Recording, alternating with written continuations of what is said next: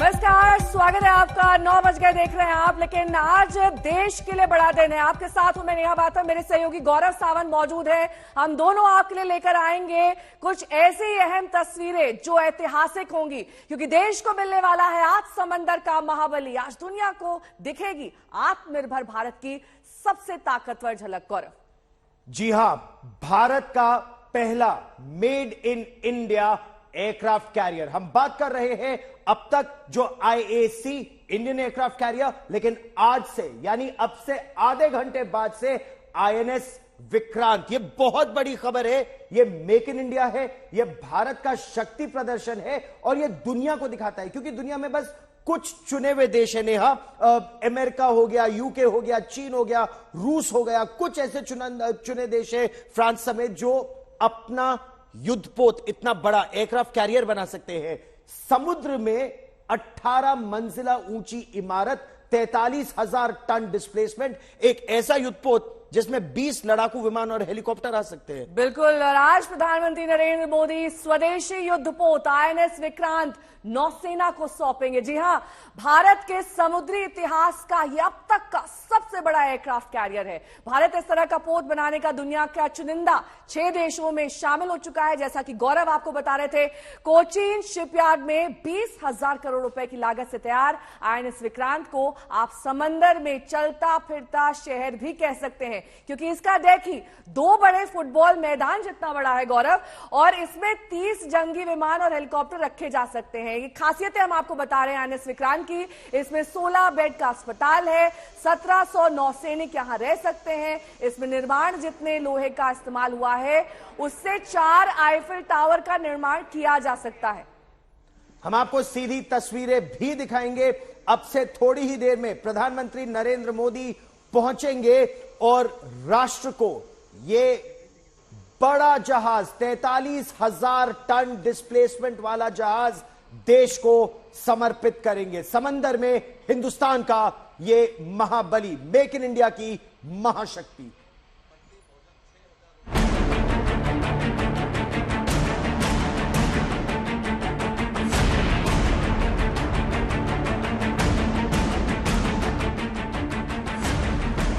ये आत्मनिर्भर भारत की नई तस्वीर है। ये इंडियन नेवी की स्वदेशी तकदीर है। आईएनएस विक्रांत समंदर में भारत की सफलता की नई इबारत लिखने को तैयार है। 20,000 करोड़ की लागत से बना स्वदेशी आईएनएस विक्रांत नौसेना के आत्मनिर्भर होने का चलता फिरता प्रमाण है। आज हर भारतवासी इस तस्वीर पर गर्व कर रहा है। आज पीएम मोदी केरल के कोच्चि में कोचीन शिपयार्ड लिमिटेड में बने देश के पहले स्वदेशी विमान वाहक पोत आईएनएस विक्रांत को आधिकारिक तौर पर नौसेना को सौंपेंगे। पीएम मोदी आत्म भारत को लेकर काफी उत्साहित रहते हैं, इसलिए पूरी तरह स्वदेशी पहले पोत का नेवी में शामिल होना गौरवपूर्ण और ऐतिहासिक क्षण होगा। ये कोचीन शिपयार्ड का ये प्रथम और सफल प्रयास है। एयरक्राफ्ट कैरियर का डिजाइन और कंस्ट्रक्शन निसंदेह आकार और जटिलता यानी कि साइज और कॉम्प्लेक्सिटी के लिहाज से अभूतपूर्व है। यह हम सब के लिए एक ऐतिहासिक उपलब्धि है कि भारतीय नौसेना, Cochin shipyard limited, original equipment manufacturers, MSMEs, Indian industries के ये संयुक्त प्रयास से ये उपलब्धि हासिल हुई है। आईएनएस विक्रांत को भारतीय नौसेना के in house worship design bureau ने डिजाइन किया है। ये अत्याधुनिक सुविधाओं से लैस है। ये भारत के समुद्री इतिहास में देश में निर्मित अब तक का सबसे बड़ा पोत है। आईएनएस विक्रांत में भारत की पूरी संस्कृति की झलक भी मिलेगी, क्योंकि इस देश के 18 राज्यों में बने उपकरण से तैयार किया गया है। विक्रांत के निर्माण में भारत के 18 राज्य और यूनियन टेरिटरीज के विभिन्न स्थानों में, जैसे अंबाला, बेंगलुरु, दमन एंड दीव, हैदराबाद, कोलकाता, इंदौर, जालंधर, कच्छ, कोटा, नई दिल्ली और पुणे इत्यादि क्षेत्रों से जो इक्विपमेंट बने हैं वो इस जहाज में लगाए गए हैं। इससे यह साफ जाहिर होता है यह एक होल ऑफ नेशन एफर्ट है। पीएम मोदी आज नए नौसैनिक ध्वज का अनावरण भी करेंगे, जो औपनिवेशिक अतीत को छोड़ते हुए समृद्ध भारतीय समुद्री विरासत में नया अध्याय होगा। एक भव्य कार्यक्रम में आईएनएस विक्रांत को कोच्चि में कोचीन शिपयार्ड लिमिटेड में प्रधानमंत्री द्वारा कमीशन किया जाएगा। भारतीय नौसेना आईएनएस विक्रांत की अगवानी का बेसब्री से इंतजार कर रही है। नेवी ने ट्वीट किया, उल्टी गिनती शुरू, स्वदेशी विमान वाहक विक्रांत की कमीशनिंग राष्ट्र और भारतीय सेना के लिए एक महत्वपूर्ण दिन है। ये हमारे राष्ट्र का गौरव है।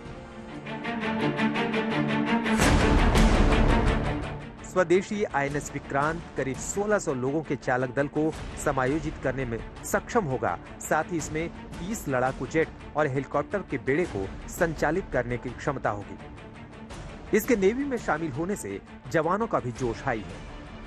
अभिषेक भल्ला के साथ मंजीत नेगी, कोच्चि, आज तक।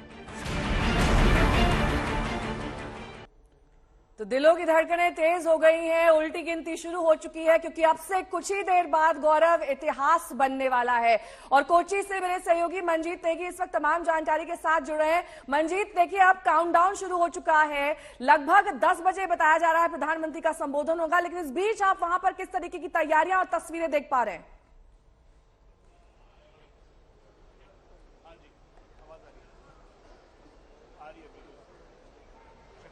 मंजीत, आपको मेरी आवाज मिल रही है?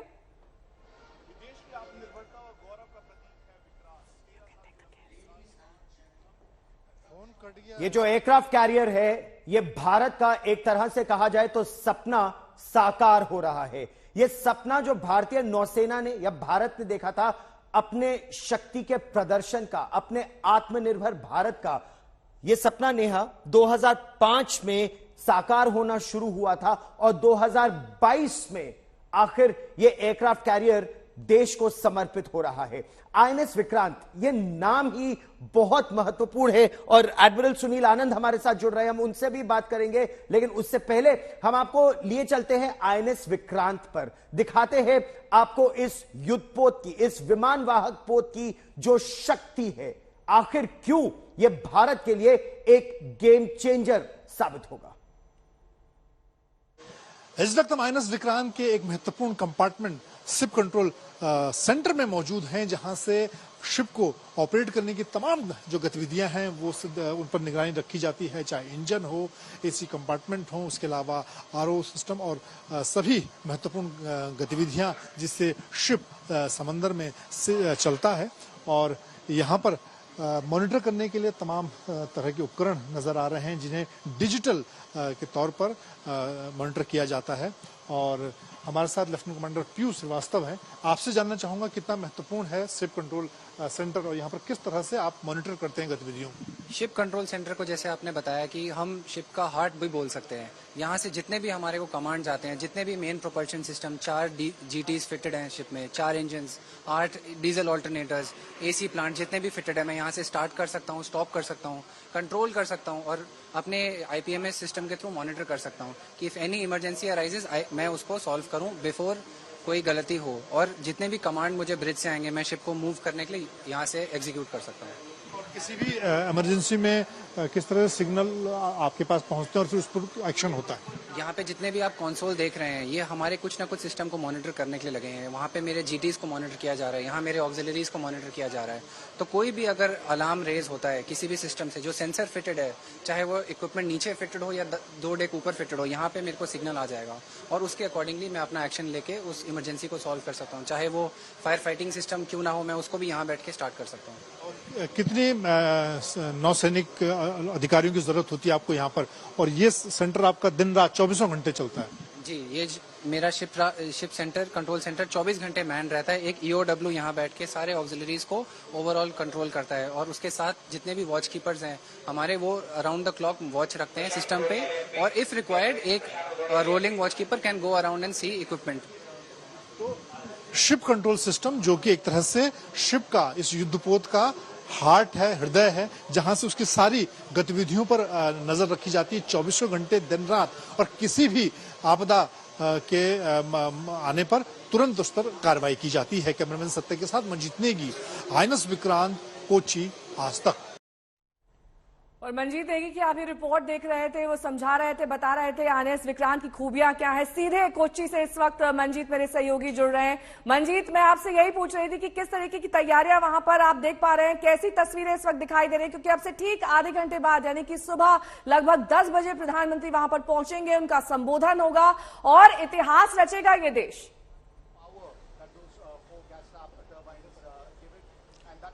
नेहा, तैयारी पूरी है। रक्षा मंत्री राजनाथ सिंह पहुंच चुके हैं। मेरे पीछे जो मंच है, यहाँ पर मुख्य कार्यक्रम होना है। केरल के मुख्यमंत्री और तमाम जो दूसरे लोग हैं, रक्षा राज्य मंत्री के अलावा केरल के गवर्नर, सभी आम और खास लोग पहुंच चुके हैं। इसके अलावा नौसेना के तमाम जो पूर्व प्रमुख हैं वो हैं। उसके अलावा जिन लोगों ने विक्रांत को कमांड किया, उन अधिकारियों को खासतौर से बुलाया गया है।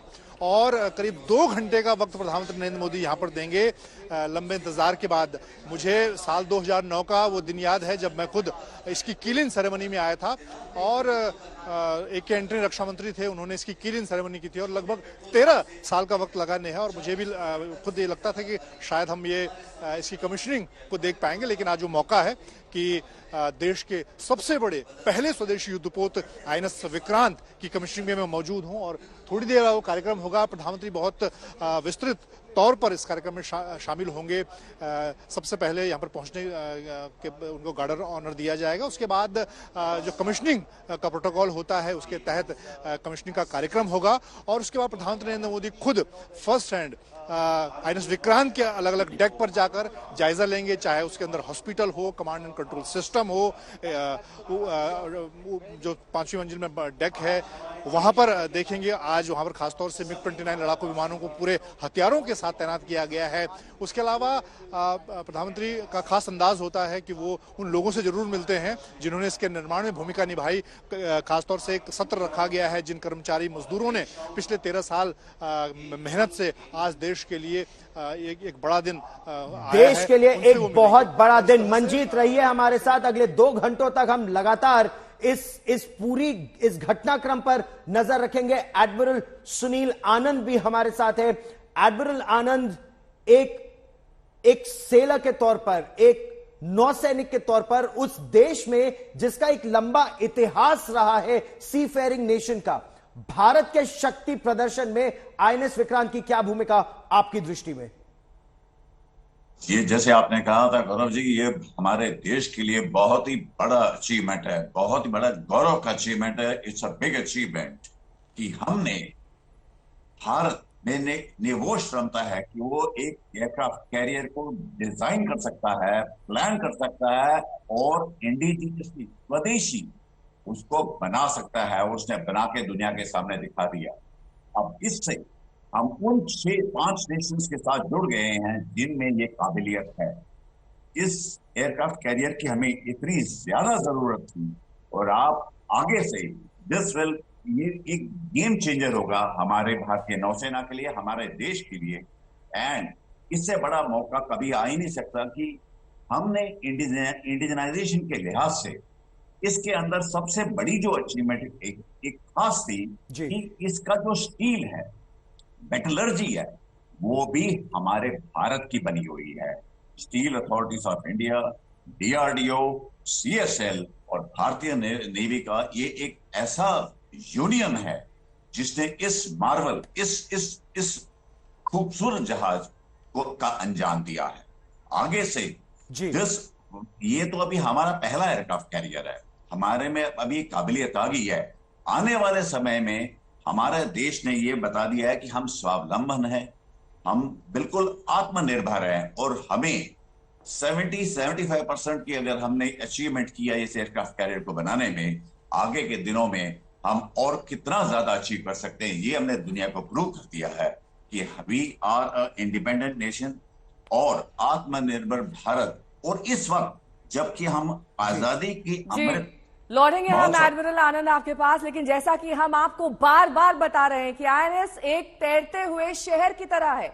1700 नौसैनिकों के लिए इसमें एक अत्याधुनिक अस्पताल बनाया गया है। देखिए ये एक्सक्लूसिव रिपोर्ट। आईएनएस विक्रांत अपने आप में एक चलता फिरता शहर है और क्योंकि इसमें एक वक्त में 1700 से ज्यादा नौसैनिक अधिकारी मौजूद होंगे, ऐसे में किसी भी मेडिकल इमरजेंसी के दौरान इसके अंदर 16 बेड का हॉस्पिटल तैयार किया गया है। उसके साथ ही 2 ऑपरेशन थिएटर हैं, आधुनिक सुविधाओं से लैस हैं और तमाम मेडिकल इमरजेंसी से निपटने के लिए जो सुविधाएं मौजूद होनी चाहिए, आधुनिक टेलीमेडिसिन से लेकर और आधुनिक ऑपरेशन थिएटर से लेकर स्कैनिंग की सुविधाएं। हमारे साथ सर्जन कमांडर योगेश सर हैं। आपसे जानना चाहूंगा किस तरह की अगर मेडिकल इमरजेंसी होती है तो तमाम तरह की जो आधुनिक सुविधाएं मौजूद हैं यहाँ पर।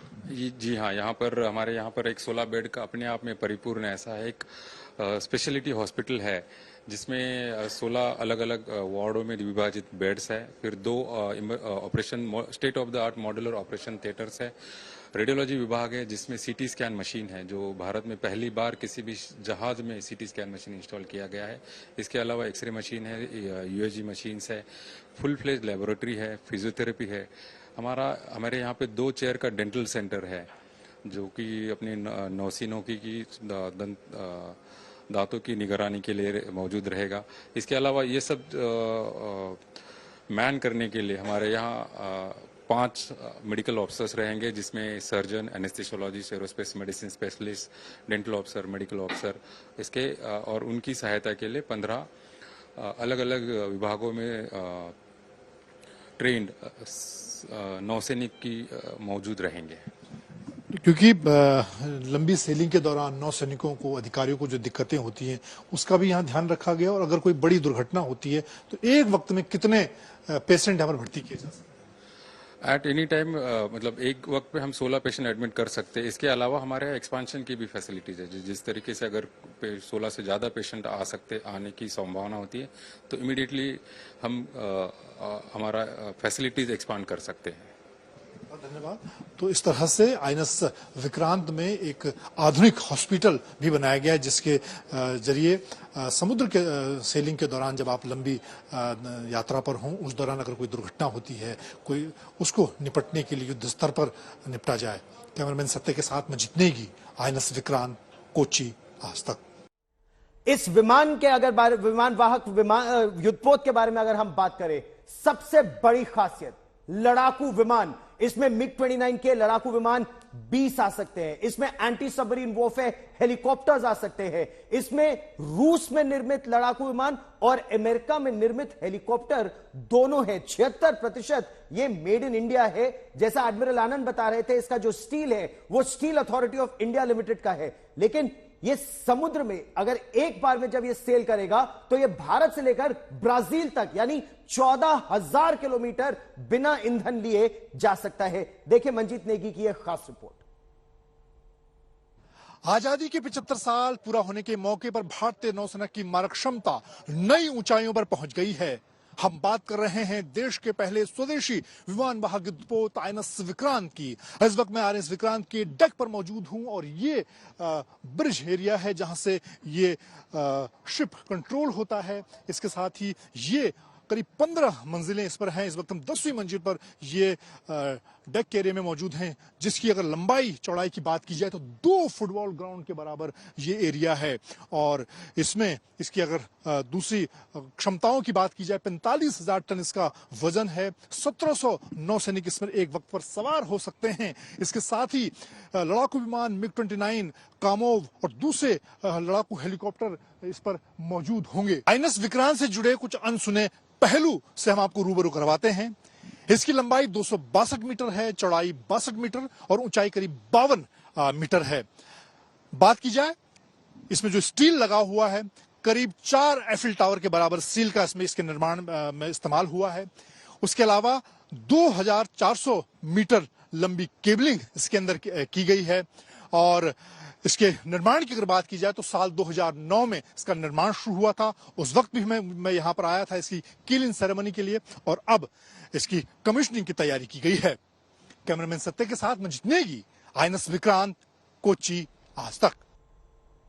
रिटायर्ड एडमिरल सुनील नारायण जी हमारे साथ जुड़े हुए हैं।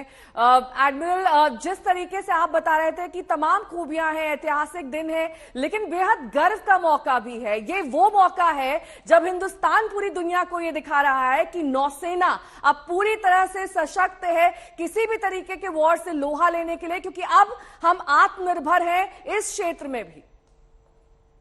बिल्कुल ठीक, बिल्कुल।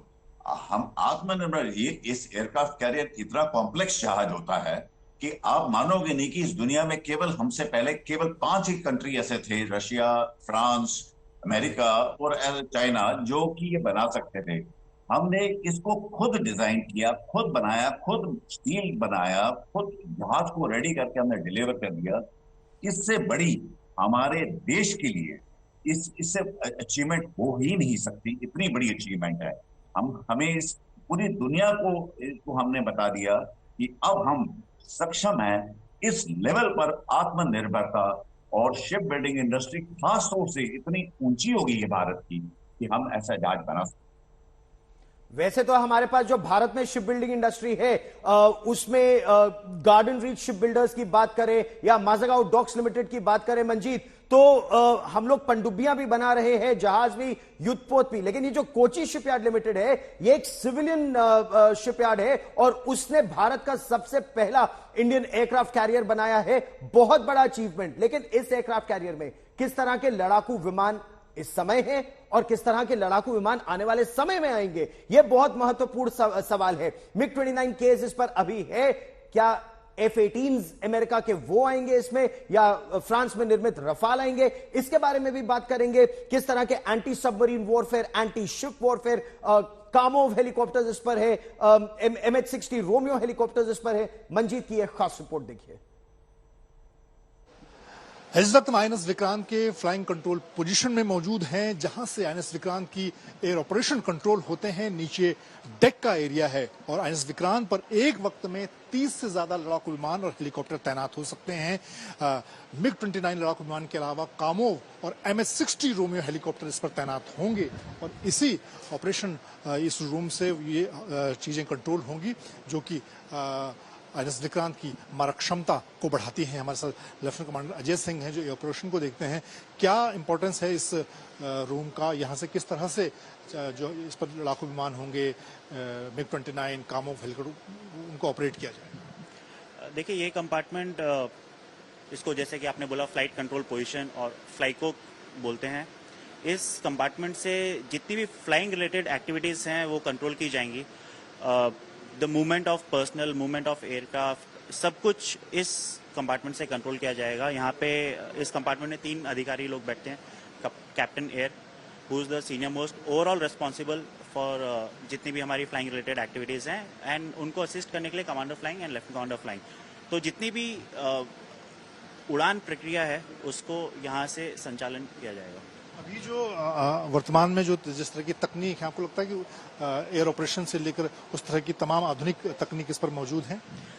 देखिए, हमने हेलीकॉप्टर्स के ऑपरेशन ऑलरेडी हमारी फर्स्ट जो सेलिंग हुई थी उसी में प्रूव कर दिए थे। अभी धीरे धीरे हम एक स्टेप बाय स्टेप आगे बढ़ रहे हैं। एंड हाँ, आधुनिक उपकरण सब उपलब्ध हैं और जल्द ही हम इससे फाइटर ट्रायल्स करेंगे। एक आखिरी सवाल, इस पर मिग 29 फाइटर का और बाकी जो हेलीकॉप्टर हैं, कामोव की बात की जा रही है, MH-60 रोमियो की बात की जा रही है, उनके ऑपरेशन शुरू हो गए हैं? देखिए, अभी हमारे जैसे मैंने बताया कि हेलीकॉप्टर ट्रायल्स प्रूव हो चुके हैं और फाइटर ट्रायल्स अभी at a later date prove होंगे, और MH-60 अभी नहीं हुए हैं, वो भी एट अ लेटर डेट हम लोग प्रूव करेंगे। इस तरह से आईएनएस विक्रांत, जो कि भारतीय नौसेना का हिस्सा होगा, और आने वाले दिनों में चाहे मिग 29 लड़ाकू विमान की बात की जाए, कामोव हेलीकॉप्टर की बात की जाए, या फिर MH-60 रोमियो हेलीकॉप्टर जो आने वाले दिनों में इसका हिस्सा होगा, वो इस पर तैनात होंगे और इसकी जो मारक क्षमता है उसको बढ़ाने का काम करेंगे। कैमरामैन सत्य के साथ में जितनेगी, आईएनएस विक्रांत, कोच्चि, आज तक। मंजीत नेगी की आप रिपोर्ट देख रहे थे, सीधे ग्राउंड जीरो पर मौजूद है मंजीत, सीधे आपको वहीं ले चलेंगे। मंजीत, देखिए, अब से चंद मिनटों बाद प्रधानमंत्री खुद वहां पर पहुंचने वाले हैं। क्या दरअसल कार्यक्रम रहने वाला है, आइटनरी क्या होगी, किस तरीके से गार्ड ऑफ ऑनर दिया जाएगा, विस्तार से बताइए।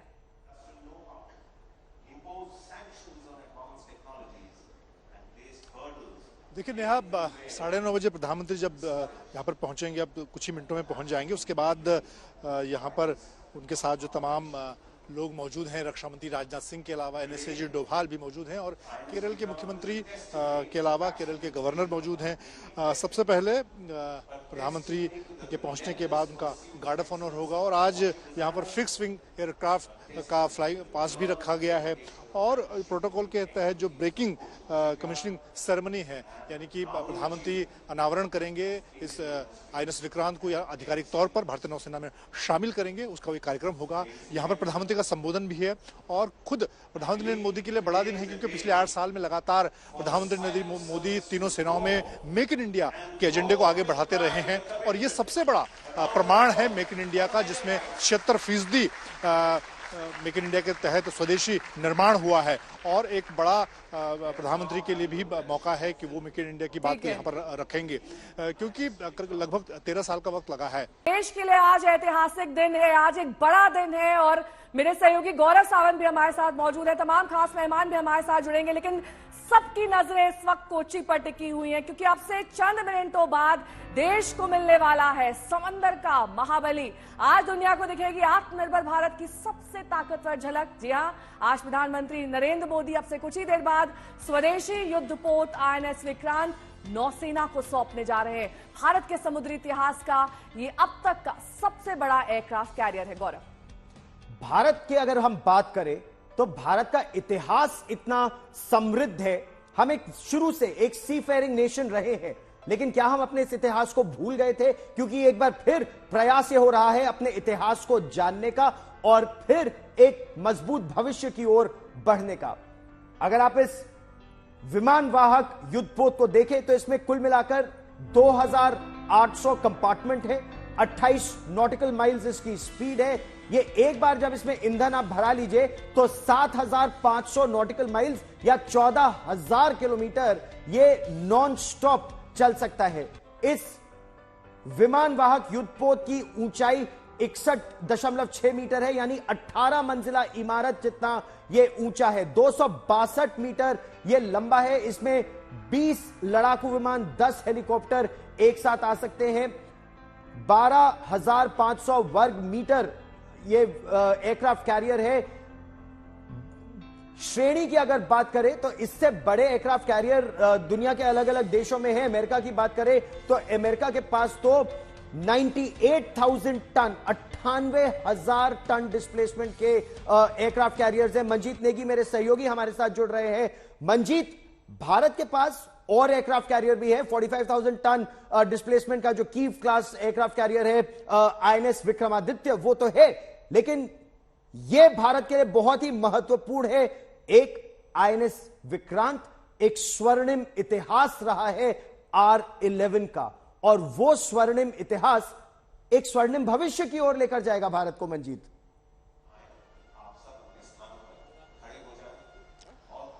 बिल्कुल गौरव, क्योंकि 1971 में पुराने आईएनएस विक्रांत ने जिस तरह की भूमिका निभाई थी, इसीलिए यही नाम जो देश का पहला स्वदेशी के जरिए बनाया गया युद्धपोत है उसको विक्रांत नाम दिया गया। और अब प्रधानमंत्री नरेंद्र मोदी यहाँ वेन्यू में पहुंच गए हैं और उसके बाद इसकी कमीशनिंग की जो सेरेमनी होगी वो होगी और एक लंबा समय जरूर लिया गया है, करीब 13 साल का, लेकिन अब जिस तरह की मारक क्षमता से इसको लैस किया गया है, जिस तरह के लड़ाकू विमान इस पर तैनात किए गए हैं, हालांकि अभी ठीक है, तस्वीरों पे हम जाएंगे। मंजीत, आपके पास लौटेंगे, लेकिन इस बीच प्रधानमंत्री नरेंद्र मोदी का आगमन हो चुका है, वेन्यू पर वो पहुंच चुके हैं, अभिवादन उनका किया जा रहा है। अब से कुछ ही देर बाद गार्ड ऑफ ऑनर भी उन्हें दिया जाएगा। गौरव, और साथ ही जिस तरीके से प्रधानमंत्री देखिए नेवी के ही कैप पहने हुए हैं, टोपी पहने हुए हैं, एक अलग अंदाज यहाँ पर प्रधानमंत्री का दिखाई दे रहा है। लगभग 10 बजे उनका संबोधन बताया जा रहा है क्योंकि 13 साल का लंबा वक्त लगा है गौरव देश को ये दिन देखने में। ये जो तस्वीरें हैं ना नेहा, ये बहुत महत्वपूर्ण है। इस एयरक्राफ्ट कैरियर में जो ऑफिसर्स और सेलर्स तैनात रहेंगे उनसे प्रधानमंत्री को जो कैप्टन है शिप के, वो उनका इंट्रोडक्शन करा रहे हैं। बहुत महत्वपूर्ण प्रधानमंत्री के लिए, उतना ही महत्वपूर्ण या उससे ज्यादा इन सभी सेलर्स के लिए। 1600 सेलर्स का कंपोनेंट इस समय इस युद्धपोत पर होगा, इस विमानवाहक पोत पर होगा।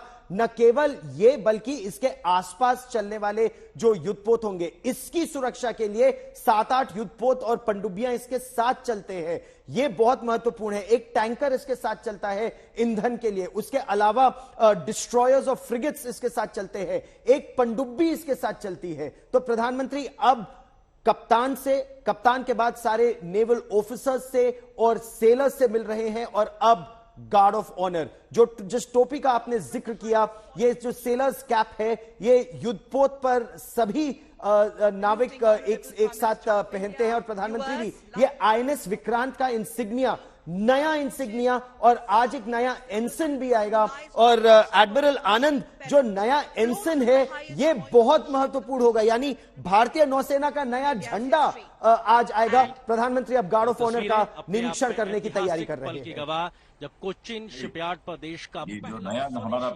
एंसन है, ये नेवी का एंसन है, ये बहुत ही महत्वपूर्ण है, जिसको प्रधानमंत्री साहब आज लहराएंगे, इसको भी इनॉग्रेशन करेंगे। और ऐसे में गार्ड ऑफ ऑनर को गार्ड सुनते ऑफ हैं ऑनर देने के लिए विशेष इंतजाम, और 100 नौवीर यहां मौजूद हैं, और उनकी कमांड ले रहे हैं lieutenant commander Ritesh Sharma, lieutenant commander Shashank Yadav.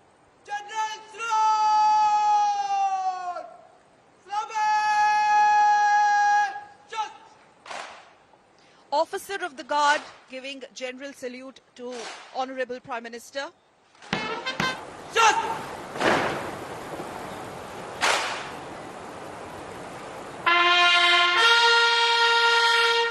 100 men Guard of Honor marching in with the Indian Naval Band and lead playing the tunes of Vikrant.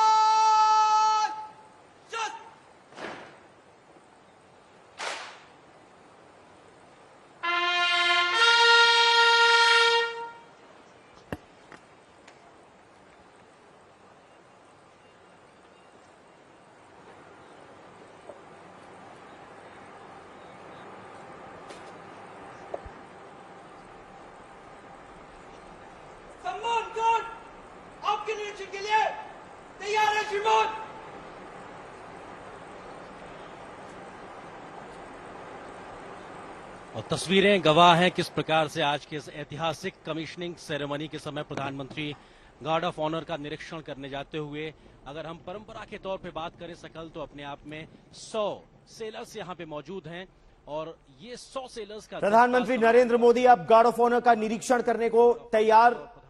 Navy का बैंड और नेवी का जो मार्चिंग कंटिंजेंट है, जो गार्ड कमांडर है, उन्होंने प्रधानमंत्री नरेंद्र मोदी से कहा कि जो सम्मान गारद है वो आपके निरीक्षण के लिए तैयार है। ये बहुत पुरानी सैन्य परंपरा है। वो गार्ड ऑफ ऑनर देता, और इस समय प्रधानमंत्री इस गार्ड ऑफ ऑनर के समय निरीक्षण करते हुए, और ये अपने आप में ये सभी सेलर्स, अगर आप इन तस्वीरों को गौर से देखिए तो इस युद्धपोत पर, इस एयरक्राफ्ट कैरियर पर महिलाएं भी हैं, और खासतौर पर जिस तरह से इस एयरक्राफ्ट कैरियर को डिजाइन किया गया है, महिलाओं के लिए एक अलग सेक्शन है, उनके रहने के लिए, उनके काम करने के लिए। और ये भारत की शक्ति को दर्शाता है कि जब भारत की सुरक्षा की बात होती है तो चाहे पुरुष हो या महिलाएं, कंधे से कंधा मिलाकर वो ऑपरेशंस में डिप्लॉयड रहते हैं। और जब डिजाइन किया गया इस एयरक्राफ्ट कैरियर को,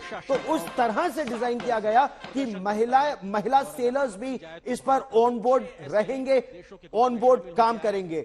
और ये एक बड़ा सपना रहा है भारत का। अगर आप फाइटर पायलट्स की बात करें तो महिला फाइटर पायलट्स भी हैं इंडियन एयरफोर्स में, अब महिला सेलर्स भी हैं इस एयरक्राफ्ट कैरियर पर।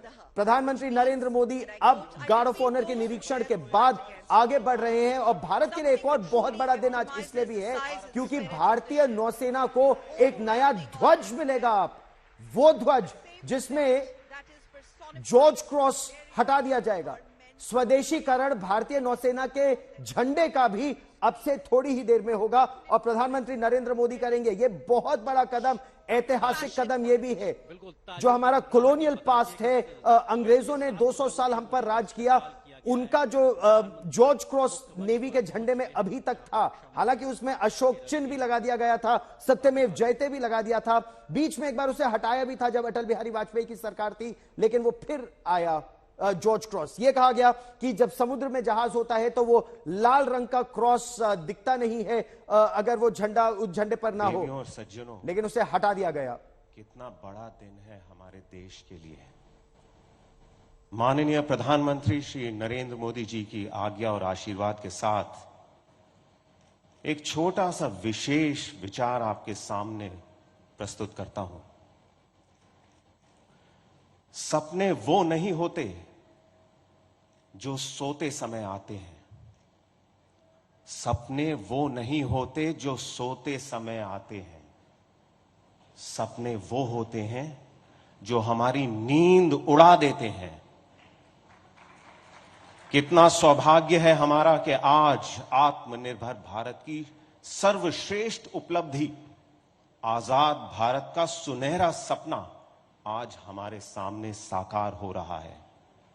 आईएनएस विक्रांत के वीर नौसैनिक, भारतीय नौसेना के पूर्व सैनिक वेटरन्स, कोचिन शिपयार्ड के मेहनती वर्कर्स, सभी डिजाइनर्स, इंजीनियर्स और इंडस्ट्रीज, आप सभी के लिए एक बार जोरदार तालियां हो जाएं।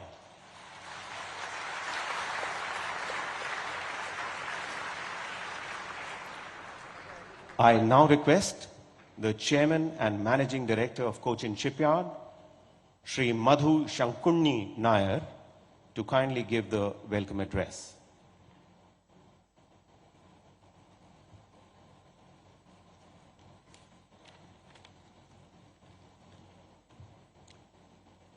Good morning and namaste. In a short while, our Honorable Prime Minister will be commissioning the nation's first indigenous aircraft carrier. This warship is a true representation of what we as a nation can accomplish when varied stakeholders come together under a shared vision and work towards a national goal. This majestic warship has been conceived, engineered, and implemented at a scale and size never before attempted in the country, and has been realized thanks to the efforts of the Indian Navy, Cochin Shipyard, DRDO, OEMs, and other stakeholders. This vessel underlines the depth of the shipbuilding capabilities of Cochin Shipyard Limited. और आप सुन रहे हैं Kochi shipyard limited के chairman and managing director को। भारत का इतना बड़ा सपना, यह सपना अब साकार हो रहा है। किस तरह से? हैंगर से, इस एयरक्राफ्ट कैरियर के हैंगर से 2 ओलंपिक साइज स्विमिंग पूल जितना बड़ा है। मंजीत नेगी की यह रिपोर्ट। विक्रांत का हैंगर का एरिया है जहां पर लड़ाकू विमान और हेलीकॉप्टर तैनात होते हैं। आईएनएस विक्रांत की मारक क्षमता की अगर बात की जाए तो इस पर MiG-29 के जो लड़ाकू विमान है वो तैनात होगा। इसके ट्रायल इस वक्त हो रहे हैं। एक वक्त में 30 के लगभग लड़ाकू विमान और हेलीकॉप्टर तैनात होंगे, चाहे MiG-29K की बात की जाए या फिर इस कामोव हेलीकॉप्टर जो लंबे समय से भारतीय नौसेना का हिस्सा है। आने वाले दिनों में MH-60 रोमियो हेलीकॉप्टर भी इस पर तैनात होगा और इसकी जो ताकत है वो लगातार बढ़ेगी समुद्री मोर्चों पर। और अगर हम MiG-29K की बात की जाए तो तमाम आधुनिक जो हथियार हैं, चाहे मिसाइल हैं, वो इस पर तैनात की गई हैं। इसी तरह से कामोव हेलीकॉप्टर और आने वाले दिनों में MH-60 जो हेलीकॉप्टर होगा वो भी आईएनएस विक्रांत की ताकत को, मारक क्षमता को और बढ़ाएगा। कैमरामैन सत्य के साथ मंजीत नेगी, आईएनएस विक्रांत, कोच्चि, आज तक।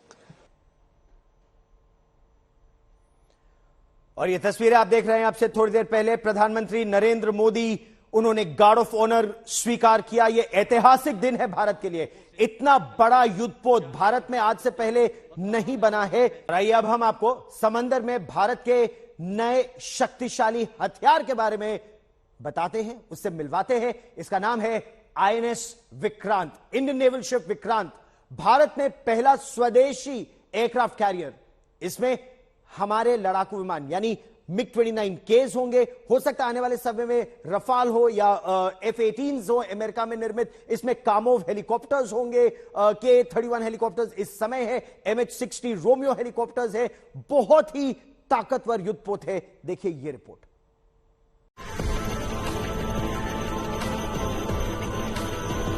ये आत्मनिर्भर भारत की नई धमक है। इसमें स्वदेशी का दम है। ये युद्ध को तबाह करने वाला समंदर का सिकंदर है। यह विशालकाय आईएनएस विक्रांत पूरी तरह स्वदेशी युद्धपोत है। इसका वजन 45,000 टन है। आईएनएस विक्रांत में शुरू में करीब 12 MiG-29 फाइटर जेट और ध्रुव हेलीकॉप्टर तैनात किए जाएंगे। इसके बाद इसमें कामोव 31 और MH-60R हेलीकॉप्टरों का संचालन भी किया जा सकता है।